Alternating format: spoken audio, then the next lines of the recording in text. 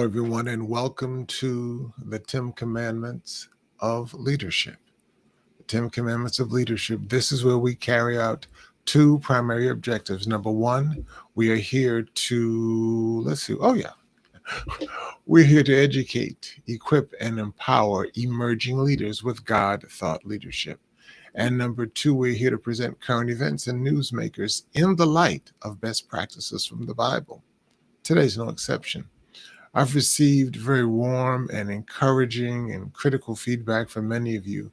And there seems to be a recurring theme in the questions you ask. Tim, just what are those 10 commandments, those 10 commandments that have governed your life, that you have used to turn your life from problem to solution, from no to yes, from slavery to freedom? So let me share those with you. I call them the 10 commandments of egoholism recovering. And typically, I look at them as being 7 steps. But as I thought about it, give people a bonus. Give them 3 pre-steps that I call the TOP. The TOP. Let me share those with you now. Those 3 TOP pre-steps are TOP, target the problem, own the problem, and then proceed. What do I mean? When I talk about target the problem, it is important for us to understand that a problem is not a problem until you identify and call it a problem. I just remember very much the quotation by American novelist James Baldwin. He said, "You cannot fix what you will not face. You cannot fix what you will not face." I also remember one of my favorite TV journalist anchormen, um, Peter Jennings, the late Peter Jennings on ABC World News Tonight, that he said when he was diagnosed with cancer, he said the toughest part of it was saying, "I have cancer." That's tough. And once you can do that, you can move beyond that. Also, that same sentiment was expressed by CBS anchor Bob Schieffer. He said that was the toughest part. Well, I had the experience recently when the doctor diagnosed me as moving up into the range of being a diabetic. It was so shaking to me, shaking health-wise, but also shaking in my arrogance. That took me 2 days before I told my wife. And finally, when I said to my wife, who was a retired healthcare professional, I've been diagnosed with diabetes, she said, "Okay, let's work on it. You've got a 6-week window to clean it up. According to your doctors, they haven't given you any medication. They haven't given you any other kind of prescriptive lifestyle to follow. I will give you one." And so we begin to cut out those things that were harmful to my health or not as helpful as some others.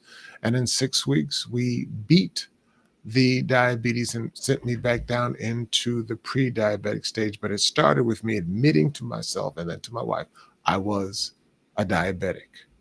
And that scare has kept me in check and will keep me in check. Why? Because I targeted the problem. So that's the T of the TOP pre-steps, of the three pre-steps. The O says own the problem. As we used to sing as children in Vacation Bible School, it's me, it's me, it's me, oh Lord, standing in the need of prayer. Not my mother, not my father, not my preacher, not my teacher, but it's me standing in the need of prayer.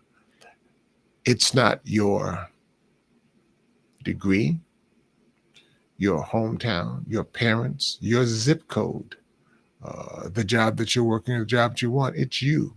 You can't blame anybody else for where you are. You are responsible for where you are. In fact, in reading one of the books entitled The Red Sea Rules about Moses and the children of Israel at the Red Sea, it says that God has you exactly where you want to be. So it's important for you to understand where you are and make the best use of where you are until you get a chance to move elsewhere. I've got a story to tell about that, but that's another time. And after you T, have targeted the problem, and O, own the problem, then the next step is P, proceed to action. Action is very, very important. I believe it was Karl Marx that once said, philosophers contemplate the world, but the point is to change it. Philosophers contemplate the world, but the point is to change its action. As a matter of fact, the Christian church has now become the largest church in the world with 2.56 billion, with a B, billion followers. Well, It started because of after Jesus had trained and anointed and appointed those 12 disciples, primarily in the 40 days between his resurrection and his ascension. That's when they then moved into the Bible, the next book of the Bible after the Synoptic Gospel was Matthew, Mark, Luke, and John, which each was a recap of the life and teaching the ministry of Jesus Christ. Then we move into a book that is entitled Acts, Acts of the Apostles. Not committee meetings of the apostles, not the minutes of the apostles, not the thoughts, but the acts, the actions. So we need to move into action. What are our actions? Step one of our recovering egoholism steps is glance back quickly before moving forward. Again, glance back quickly before moving forward. There's a reason that our windshields are 20, arguably 30 times as large as our rear view mirrors, is because it's more important to look forward than it is to look backward. One of the dangers many of us face is that we spend too much time looking back. We're talking about the good old days, talking about what we used to be or what we thought we used to be. But the name of the game is to move forward. And that's why I make the point in that first step that what we need to do is not wallow in history, but use it only as a point to make one of two decisions, either to repeat or to repulse that history. Look at our history. You can't change that history. It is sealed. It is indelibly etched in minds and in history, in our past. We can do nothing about it other than to glance at it quickly, glance back quickly, and decide whether we're going to repeat those things or repulse them. The other point I'd like to make within that first step, number one, is that the most important questions you're going to answer are why and how. Why and how.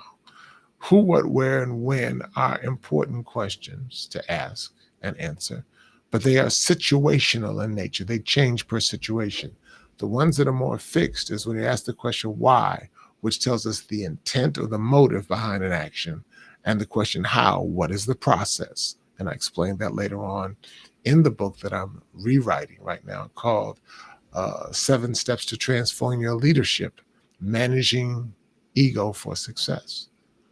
But that's coming down the road. Matter of fact, I'm working on it even as we speak. Got a new model that God has dropped on me, and I'll share it with you and others later on. Step 2 says, dig deeply below the surface to unearth buried treasures. Dig deeply below the surface to unearth buried treasures. The example I love to use in that is the story of the Italian sculptor Michelangelo and his creation of that magnificent sculpture of David. Someone asked him, how did you create this magnificent statue of David out of this block of granite? It is said that Michelangelo simply smiled and said, well, David was always in that block of granite. David is always in there. My job was simply to chip away the excess rock so that David could be seen, observed, and adored. We're the same way. Once we chip away the excess junk in our lives, then we can move forward. How do we do that? Well, there's such a thing I like to talk about, introducing. Those are truth tellers in our life. Truth tellers, forgive me, I'm an old English teacher. Truth tellers are nouns.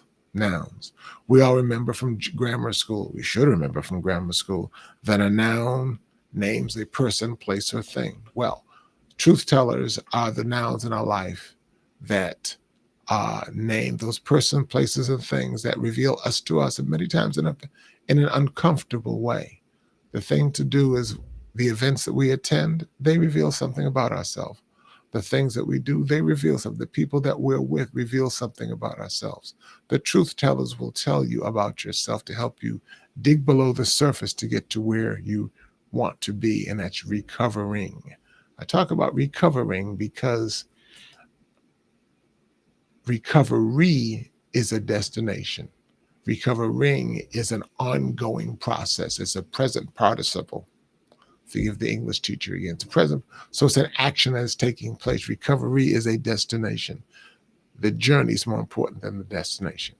Step 3 says become an active listener. Now, this is one that really deserves a lot of time and attention. None of us were born great listeners. None of us were born to learn how to listen. So, therefore, we have had to learn by the seat of our pants listening skills. And many of us learn poor listening skills, but it's not entirely our fault. Not entirely our fault. Why? Because I blame the education system of our country. We were taught and we were required to take reading classes, writing classes. When we got to college, we were required to take speaking classes, public speaking classes. But nowhere do I know of, and I challenge you, nowhere do I know of any school or any school system that requires listening as a subject. And so, therefore, we have picked up bad listening habits, and those need to change. So, the good news is the fact that just like we learned bad listening habits, we can unlearn those and learn good listening habits.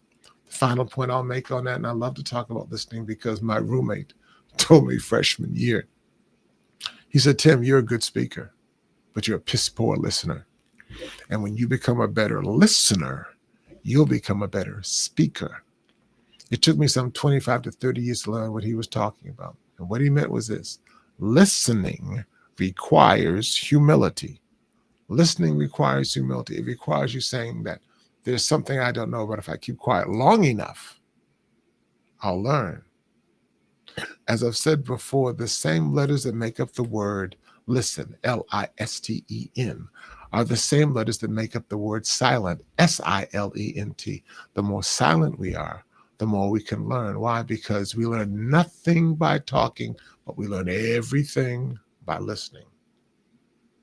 In fact, when we talk, we immobilize ourselves, but when we listen, we mobilize ourselves to do what we need to do.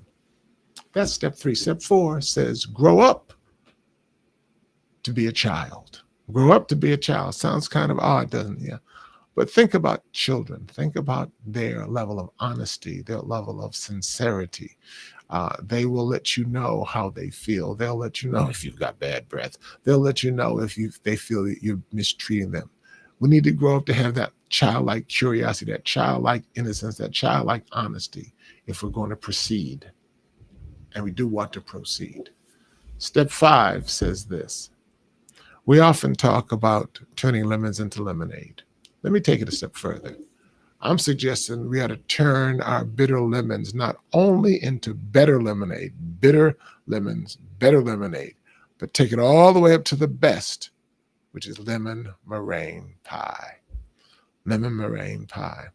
What I'm saying here is the fact that how we look and approach a situation is really based upon our attitude and our aptitude.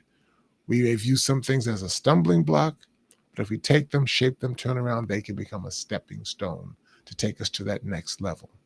Look at the things in your life, as some speakers have said, your failures are your fertilizer to grow you to that next level. Step 6 says, your healing is in your revealing. Your healing is in your revealing. When you start to share your story, it begins to help to heal you and begins to help to heal others around you. And there's several examples throughout history, modern history and the like, where the revelation of their problem or their challenge led to healing, not just for them, but also for those around them. And step number 7 says, now that you know, go elevate and grow. Now that you know, go elevate and grow. It's time now for you to start putting down, writing down, codifying your experiences and exposures. All of us have stories, every single one. And there's no story that is identical to yours. Even if you're identical twins, you have 2 different sets of experiences and exposures. Once you start to write that and start to share from within to share without, you will help other people to heal. In a nutshell, those are the 10 commandments of leadership. I hope that they've grown you. I hope that you've learned from them. And please, if you enjoy what I've said, if you've been encouraged, if you've been educated, if you've been inspired, please like, share, and subscribe. Until next week, this is Tim Allston. Thank you for joining us for the 10 Commandments of Leadership. See you Monday.